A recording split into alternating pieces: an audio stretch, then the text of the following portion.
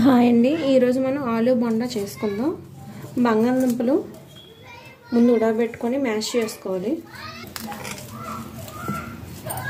మరీ మెత్తగా కాకుండా ముక్కల్లా కాకుండా చేసుకోవాలి. దీంట్లోనే కరివేపాకు కట్ చేసి పెట్టుకున్నాము, పచ్చిమిరపకాయ ముక్కలు, ఉల్లిపాయలు,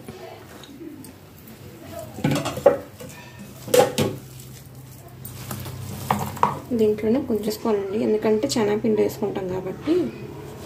కొంచెం గరం మసాలా పౌడర్,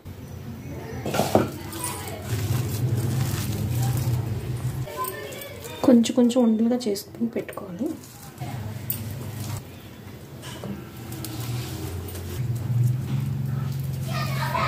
ఇప్పుడు శనగపిండి బజ్జీకి శనగపిండి తీసుకున్నాం. దీంట్లోనే 1/2 స్పూన్ కారం వేసుకోవాలి. దీంట్లో కొంచెం వేసుకోవాలి, ఇందాక కర్రీలో వేసుకున్నాం, దీంట్లో కూడా కొంచెం వేసుకోవాలి. కొంచెం సోడా ఉండాలి. ఇది బాగా కలపాలి శుభ్రంగా.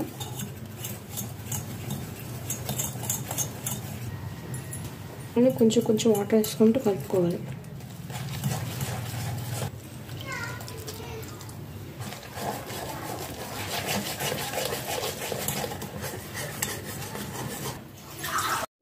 మరీ తిక్కగా కాదు, మరీ పలుచగా కాదు, మధ్యలో కలుపుకోవాలి.